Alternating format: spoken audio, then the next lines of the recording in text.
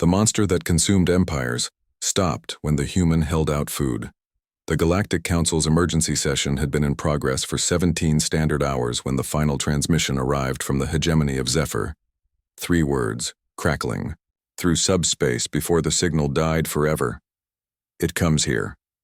Admiral Kethvar of the Andromedan fleet clicked his mandibles nervously as holographic displays showed the advancing destruction.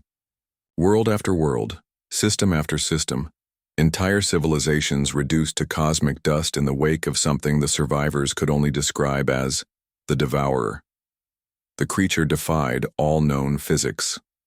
Larger than most moons, its writhing mass of dark energy and twisted matter consumed everything in its path, ships, planets, stars themselves.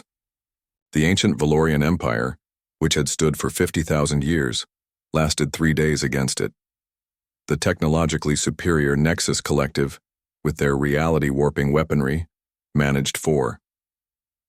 Perhaps we should attempt communication, suggested Ambassador Yilneth, her crystalline form shimmering with desperate hope.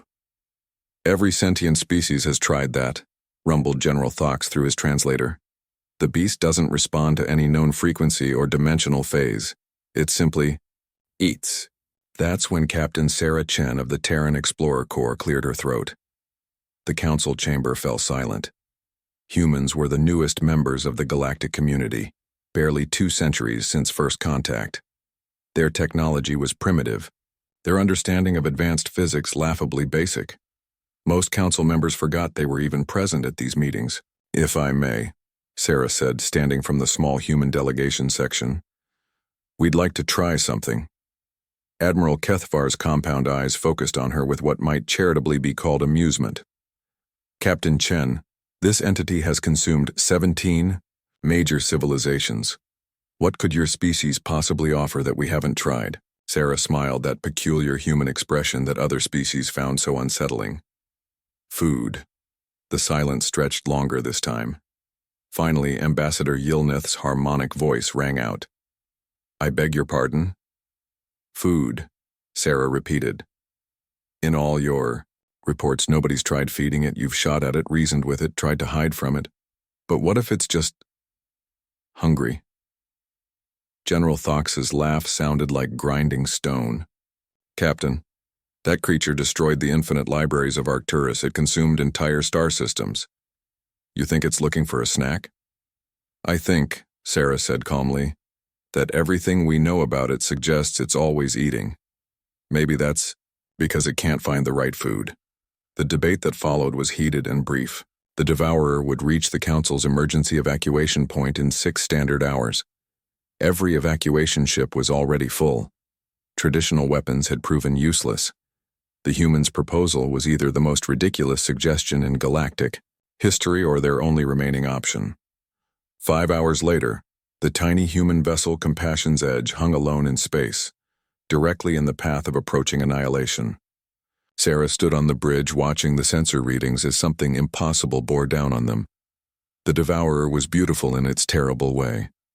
Writhing darkness shot through with veins of captured starlight, tentacles of pure entropy reaching out to caress reality itself. As it approached, space-time warped around it, making the stars dance.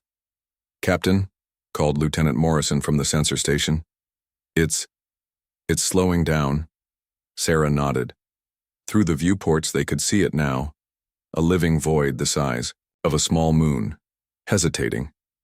Its massive form pulsed and shifted as if confused. Deploy the package, Sarah ordered.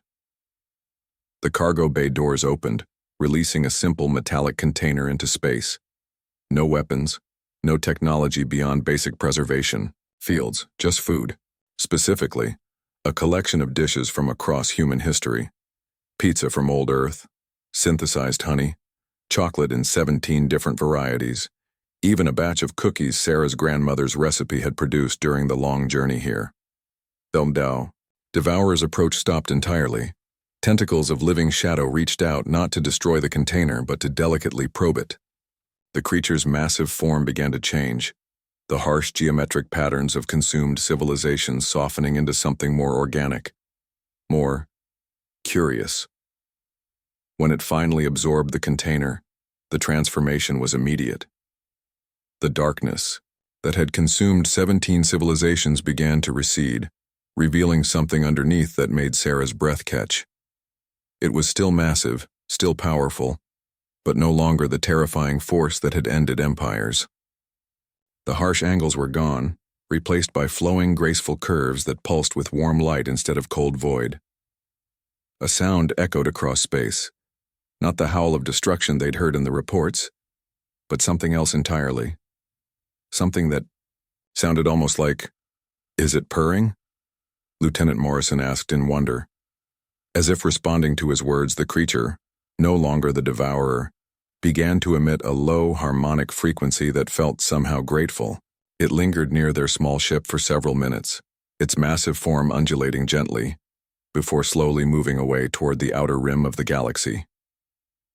The subspace communications array crackled to life with transmissions from across known space. Worlds that had gone dark were coming back online. The consumed matter, the destroyed civilizations, somehow they were being restored, reconstituted from whatever dimensional space the creature had kept them in. "How did you know?" Admiral Keithavar's voice came through the communication channel, filled with something like awe. Sarah looked out at the stars, now safe and bright once more. "Because my species learned something a long time ago. Sometimes the scariest monsters are just lonely and hungry, and sometimes all they need is someone willing to share a meal." She paused, watching the creature's distant form disappear among the stars, and added with that unsettling human smile, "Besides, there isn't much my grandmother's cookies can't fix."